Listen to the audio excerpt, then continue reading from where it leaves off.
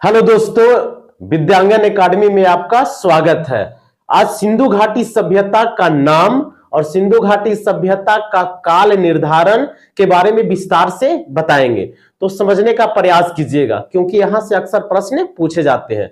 तो सिंधु घाटी सभ्यता का नाम, सिंधु घाटी सभ्यता को कितने नामों से जाना जाता है? तो याद रखिएगा, सिंधु घाटी सभ्यता को 8 नामों से जाना जाता है, लेकिन हम लोग सामान्य रूप से 4 नामों के बारे में ही जानते हैं। लेकिन प्रश्न कितने एग्जामों में पूछा गया है कि सिंधु घाटी सभ्यता का क्या क्या नाम है। तो ध्यान दीजिए, सिंधु घाटी सभ्यता का जो पहला नाम आता है उसे कहा जाता है हड़प्पा की सभ्यता, यानी हड़प्पा सभ्यता। तो हड़प्पा की सभ्यता नाम क्यों पड़ा? पहला एक प्रश्न बनता है कि हड़प्पा सभ्यता क्यों कहा जाता है। तो हड़प्पा सभ्यता का पहला नगर यानी हड़प्पा, जो पाकिस्तान के पंजाब प्रांत के मोंटगोमरी जिला में स्थित था, जिसे 1921 ईस्वी में दयाराम साहनी के द्वारा उत्खनन कराया गया, तो पता चला कि यहां एक विशाल नगर है। तो उस नगर के नाम पर ही इस सभ्यता का नाम पहली बार हड़प्पा सभ्यता पड़ा। तो प्रश्न यदि पूछ दिया जाए कि हड़प्पा सभ्यता नाम क्यों पड़ा, तो पाकिस्तान के पंजाब प्रांत में मोंटगोमरी जिला में ही स्थित हड़प्पा नामक स्थान पर इस सभ्यता का पहली खुदाई किया गया 1921 ईस्वी में दयाराम साहनी के द्वारा। तब इस सभ्यता का पता चला, इसलिए उस स्थल के नाम पर ही हड़प्पा सभ्यता नाम रखा गया। ठीक है, जो रावी नदी के किनारे पाया गया था। क्लियर है? दूसरा, मोहनजोदड़ो की सभ्यता। मोहनजोदड़ो की सभ्यता क्यों कहते हैं? तो 1922 ईस्वी में 1922 ईस्वी में राखल दास बनर्जी के द्वारा मोहनजोदड़ो नगर की खुदाई किया गया, यानी उत्खनन करवाया गया। ठीक है, तो ये कहां पाया गया? मोहनजोदड़ो कहां स्थित है? तो पाकिस्तान के सिंध प्रांत के लारकाना जिला में सिंधु नदी के किनारे मोहनजोदड़ो नगर का उत्खनन किया गया 1922 ईस्वी में, यानी पहली बार खोज किया गया और उत्खनन भी कराया गया राखलदास बनर्जी के द्वारा। ये जो मोहनजोदड़ो नगर था, ये हड़प्पा नगर से बड़ा था मोहनजोदड़ो नगर, और हड़प्पा नगर से विकसित था मोहनजोदड़ो नगर, यानी हड़प्पा नगर से बड़ा और विकसित और प्रमुख नगर था कौन? मोहनजोदड़ो नगर। इसलिए इस नगर के नाम पर सिंधु घाटी सभ्यता का नाम मोहनजोदड़ो की सभ्यता रखा गया। क्लियर है? तो हड़प्पा की सभ्यता हड़प्पा नगर के नाम पर रखा गया क्योंकि पहली बार खुदाई किया गया था। मोहनजोदड़ो की सभ्यता क्योंकि मोहनजोदड़ो का नगर बड़ा और विकसित पाया गया, इसलिए इसका नाम मोहनजोदड़ो की सभ्यता रखा गया। क्लियर हुआ? एक सिंधु घाटी सभ्यता, तो इसे हड़प्पा की सभ्यता या मोहनजोदड़ो की सभ्यता को सिंधु घाटी की सभ्यता भी कहा जाता है। क्यों कहा जाता है सिंधु घाटी की सभ्यता? क्योंकि इस सभ्यता का जो विकास हुआ, ये सिंधु नदी और इसके सहायक नदियों के आसपास ही इस सभ्यता का विकास हुआ, इसलिए इस सभ्यता को सिंधु घाटी सभ्यता भी कहा जाता है। क्लियर हुआ? तो हड़प्पा की सभ्यता या हड़प्पा सभ्यता, मोहनजोदड़ो की सभ्यता, सिंधु घाटी की सभ्यता, तीनों सभ्यता यानी एक ही सभ्यता लेकिन नाम अलग अलग है। ठीक है, और चौथा जो है वो मेलुहा की सभ्यता। तो ध्यान दीजिए, सुमेर वासियों ने सिंधु घाटी सभ्यता को मेलुहा के नाम से पुकारा है। किस नाम से? मेलुहा। तो सुमेर वासियों ने मेलुहा नाम दिया है सिंधु घाटी सभ्यता को, इसलिए सिंधु घाटी सभ्यता को मेलुहा की सभ्यता भी कहा जाता है, क्योंकि सिंधु घाटी सभ्यता से सुमेर में यानी मेसोपोटामिया में तिल का तेल यानी निर्यात किया जाता था, और इसलिए मेसोपोटामिया या सुमेरियन लोग सिंधु घाटी सभ्यता को क्या नाम से पुकारते थे? मेलुहा का। इसलिए इस सभ्यता का नाम मेलुहा की सभ्यता रखा गया। ठीक है, तो सिंधु घाटी सभ्यता का नाम हड़प्पा सभ्यता, मोहनजोदड़ो की सभ्यता, सिंधु घाटी की सभ्यता, मेलुहा की सभ्यता। क्लियर हुआ? नेक्स्ट, अब ये समझिए कि सिंधु घाटी सभ्यता को भारतीय उपमहाद्वीपीय सभ्यता भी कहा जाता है। ठीक है, सिंधु घाटी सभ्यता को ही वर्तमान जो नाम है वो भारतीय उपमहाद्वीपीय सभ्यता। ये क्यों पड़ा नाम भारतीय उपमहाद्वीपीय सभ्यता? क्योंकि सिंधु घाटी सभ्यता का जो विस्तार था, जो फैलाव था, वो एक देश में नहीं पाया गया, वो भारत में भी, पाकिस्तान में भी और अफगानिस्तान तक इस सभ्यता का विस्तार था। इसलिए किसी एक देश की सभ्यता नहीं कहा जा सकता है, इसलिए क्या कहा गया? भारतीय उपमहाद्वीपीय सभ्यता। यानी भारत में गुजरात, पंजाब, कश्मीर, महाराष्ट्र, ये सारे राज्यों में सिंधु घाटी सभ्यता का स्थल पाया गया। उत्तर प्रदेश तक आया, आलमगीरपुर तक। ठीक है, और महाराष्ट्र दायमाबाद तक आया। ठीक है, और पाकिस्तान के पंजाब प्रांत में, सिंध प्रांत में, अफगानिस्तान में मुंडी गौक तक ये सभ्यता का विस्तार पाया गया। इसलिए भारतीय उपमहाद्वीपीय सभ्यता कहा जाता है। क्यों कहा जाता है? क्योंकि सिंधु घाटी सभ्यता का विस्तार एक देश में नहीं पाया गया, पाकिस्तान और भारत और अफगानिस्तान तक इसका विस्तार था। ठीक है, किस सभ्यता का? सिंधु घाटी सभ्यता का। इसलिए इसे भारतीय उपमहाद्वीपीय सभ्यता कहा जाता है। क्लियर हुआ? अगला है कांस्ययुगीन सभ्यता। ये ध्यान दीजिएगा क्योंकि ये आप लोग जानते होंगे। कांस्ययुगीन सभ्यता किसे कहा जाता है? सिंधु घाटी सभ्यता को। क्यों कहा जाता है? क्योंकि मनुष्य ने पहली बार तांबा धातु का खोज किए। ठीक है, ताम्र पाषाण काल के प्रारंभिक चरण में। ठीक है, तो तांबा में टीन मिलाकर एक नया कांस्य का पहली बार उपयोग सबसे ज्यादा सिंधु घाटी सभ्यता के लोगों ने किए, औजार और उपकरण के रूप में। तो इसलिए इस सभ्यता का नाम कांस्ययुगीन सभ्यता पड़ा। तो कांस्ययुगीन सभ्यता कांसे का औजार और उपकरणों का सर्वाधिक उपयोग किया, इसलिए इस सभ्यता का नाम कांस्ययुगीन सभ्यता कहा जाता है। तो कांसा किस मिश्र? तो तांबा और टीन को मिलाकर क्या बनाया जाता था? कांसा। और कांसा का औजार या उपकरण का उपयोग सिंधुवासी सर्वाधिक करते थे, इसलिए इसे कांस्ययुगीन सभ्यता कहा जाता है। क्लियर हुआ? अगला है प्रथम नगरीय सभ्यता। प्रथम नगरीय सभ्यता तो संपूर्ण विश्व में जितनी भी सभ्यता हुआ है, चाहे वे पीली नदी का सभ्यता हो, मेसोपोटामिया की सभ्यता हो, अमेरिका के माया सभ्यता हो, या फिर आपको मिस्र की सभ्यता कहा जाए, ये सभी सभ्यताओं में नगर का बसावट पहली बार सिंधु घाटी सभ्यता में हुआ।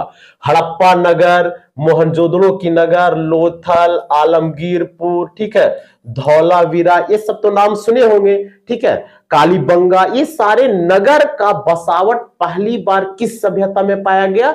तो सिंधु घाटी सभ्यता में पाया गया। क्लियर है? इसलिए इस सभ्यता को प्रथम नगरीय सभ्यता कहा जाता है। क्लियर हुआ? प्रथम नगरीय सभ्यता।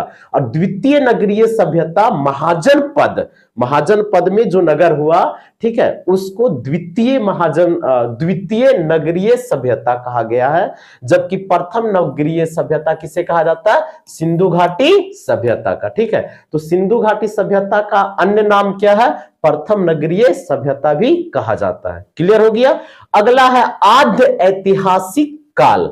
आद्य ऐतिहासिक काल तो ध्यान से देखिए, यानी जिस काल में मनुष्य ने, यानी लेखन का ज्ञान उनको प्राप्त था, लेकिन उस काल के लेखन वर्तमान समय में उस लेखन को पढ़ने वाली लिपि या पढ़ने की तकनीक हमारे पास नहीं है, तो वैसे काल को क्या कहा गया है? आद्य ऐतिहासिक काल।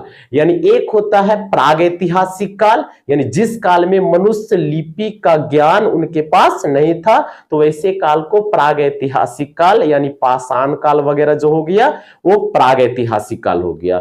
दूसरा है आद्य ऐतिहासिक काल, यानी लेखन का ज्ञान था लेकिन उसे वर्तमान समय के लोग नहीं पढ़ पाते हैं, इसलिए उसे आद्य ऐतिहासिक काल। और एक होता है ऐतिहासिक काल, जिसमें लेखन का भी ज्ञान है और उसे पढ़ सकते हैं।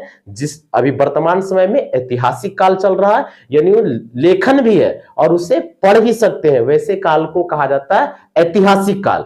लेकिन लेखन का ज्ञान है लेकिन उसे वर्तमान समय के लोग नहीं पढ़ पाते हैं, वैसे काल को आद्य ऐतिहासिक काल कहा जाता है। ठीक है, तो सिंधु घाटी सभ्यता में कौन सा काल था? आद्य ऐतिहासिक काल। यानी उस समय के लोग उस लिपि को पढ़ते थे, उस लिपि को लिखते थे, लेकिन उस लिपि को वर्तमान समय में वो जो वर्तमान समय का जो लोग है, जो रिसर्च करने वाले, जो इतिहासकार है, वे नहीं पढ़ पाते हैं। ठीक है, इसलिए उस काल को क्या कहा गया है? तो आद्य ऐतिहासिक काल कहा गया है। ठीक है, तो सिंधु घाटी सभ्यता का कितने नाम का उल्लेख है? तो 8। कौन कौन सा नाम? तो हड़प्पा सभ्यता, मोहनजोदड़ो की सभ्यता, सिंधु घाटी की सभ्यता, मेलुहा की सभ्यता, ठीक है, भारतीय उपमहाद्वीपीय की सभ्यता, कांस्ययुगीन सभ्यता, प्रथम नगरीय सभ्यता और आद्य ऐतिहासिक काल। कोई भी प्रश्न पूछ सकता है। क्लियर हुआ? नेक्स्ट चलते हैं। ध्यान दीजिए कि सिंधु घाटी सभ्यता का क्या काल निर्धारण, सिंधु घाटी सभ्यता कब था, यानी सिंधु घाटी सभ्यता का समय अवधि क्या था। ठीक है, यानी काल निर्धारण क्या, यानी किस समय भारत में या पाकिस्तान में या अफगानिस्तान में सिंधु घाटी सभ्यता का विकास प्रारंभ हुआ और पतन हुआ। ठीक है, तो इस समय इस में आप समझने का प्रयास कीजिए इस काल को। तो देखिए, काल निर्धारण क्या है? समय निर्धारण या काल निर्धारण। तो भारतीय पुरातत्व का विवाद ग्रस्त विषय माना गया है। ठीक है, यानी सिंधु घाटी सभ्यता का जो समय है, तो बहुत सारे इतिहासकार जो हुए वे समय अलग अलग बताते हैं, इसलिए भारतीय पुरातत्व जो विभाग है वो इस विषय को क्या मानते हैं? विवादग्रस्त विषय मानते हैं, एक मत नहीं है। ठीक है, देखिए आगे, प्रथम प्रयास यानी सिंधु घाटी सभ्यता का काल निर्धारण का समय निर्धारण का प्रथम जो प्रयास किए थे वे कौन थे? Sir John Marshall. कौन थे? Sir John Marshall. इन्होंने 1931 ईस्वी में, ध्यान दीजिएगा, सर जॉन मार्शल ने 1931 ईस्वी में प्रयास किए कि सिंधु घाटी सभ्यता जो था वो 3250 ईसा पूर्व से लेकर 2750 ईसा पूर्व के बीच था। ये बता रहे हैं, कौन बता रहे हैं? Sir John Marshall. कब बता रहे हैं? 1931 ईस्वी में कि 3250 ईसा पूर्व से लेकर 2750 ईसा पूर्व के बीच सिंधु घाटी सभ्यता का विकास हुआ। यानी विकास प्रक्रिया 3250 से प्रारंभ हुआ और पतन हो गया 2750 ईसा पूर्व में। ये किस कौन बता रहे हैं? तो सर जॉन मार्शल 1931 ईस्वी में ये बता रहे हैं। क्लियर हुआ? आगे चलकर वर्तमान नवीन तकनीक के आधार पर सिंधु घाटी सभ्यता में मिले वस्तुओं को कार्बन डेटिंग विधि के द्वारा जब जांच किया गया तो पता चला, यानी रेडियो कार्बन डेटिंग विधि के द्वारा जांच किया गया तो पता चला C14 एक पद्धति है, उसके द्वारा जांच किया गया तो पता चला कि ये जो सिंधु घाटी सभ्यता है ये 2500 ईसा पूर्व से 1750 ईसा पूर्व के बीच ही ये सभ्यता का विकास हुआ और पतन हो गया। ठीक है, ये सबसे सर्वमान्य समय निर्धारण इसी को मानते हैं। ठीक है, तो याद रखिएगा C14 यानी रेडियो कार्बन तकनीक के आधार पर सिंधु सभ्यता का विकास का प्रारंभिक चरण 2500 ईसा पूर्व माना गया है और पतन का चरण 1750 ईसा पूर्व माना गया है। ठीक है, तो रेडियो कार्बन के तहत समय यह माना गया है। क्लियर हो गया? अगला, सर मार्टिन व्हीलर, ये भी याद रखिएगा, ये भी एक इतिहासकार थे। तो सर मार्टिन व्हीलर ने बताए हैं सिंधु घाटी सभ्यता का समय कि 2500 ईसा पूर्व से लेकर 1500 ईसा पूर्व के बीच। यानी ये जो सिंधु घाटी सभ्यता था वो 2500 ईसा पूर्व से प्रारंभ हुआ और 1500 ईसा पूर्व के बीच ये सभ्यता पतन हो गया। ये कौन इतिहासकार बता रहे हैं? तो सर मार्टिन व्हीलर बता रहे हैं। ठीक है, ये भी याद रखिएगा, 2500 ईसा पूर्व से 1500 ईसा पूर्व के बीच। लेकिन सर्वमान्य समय अवधि काल कौन है? तो 2500 ईसा पूर्व से 1750, जो रेडियो कार्बन डेटिंग विधि के द्वारा किया गया। ठीक है, अगला है डीपी अग्रवाल। ये एक इतिहासकार हुए डीपी अग्रवाल। ये कहते हैं कि सिंधु घाटी सभ्यता का जो समय अवधि है, काल निर्धारण है, वो है कितना? तो 2350 ईसा पूर्व से लेकर 1750 ईसा पूर्व के बीच, यानी 2350 ईसा पूर्व से 1750 ईसा पूर्व के बीच सिंधु घाटी सभ्यता अस्तित्व में था। यानी प्रारंभ यहां से होता है, यानी विकास प्रक्रिया प्रारंभ और पतन हो जाता है 1750 ईस्वी में। ये कौन बता रहे हैं? ये डीपी अग्रवाल बता रहे हैं। क्लियर हुआ? तो आप कभी कभी आप देखते होंगे, तो कभी समय आता है 3250 से 2750, कभी आप देखते होंगे 2500 से 1750, कभी 2500 ईसा पूर्व से 1500 ईसा पूर्व, कभी 2350 ईसा पूर्व से लेकर 1750 ईसा पूर्व। तो ये सभी अलग अलग इतिहासकारों ने अपना समय निर्धारण सिंधु घाटी सभ्यता के बारे में बताए हैं। क्लियर हुआ? तो ये आज का जो टॉपिक था, वे सिंधु घाटी सभ्यता का नाम और सिंधु घाटी सभ्यता का काल निर्धारण। क्लियर हो गया? कोई डाउट होगा कमेंट कीजिएगा। Thank you.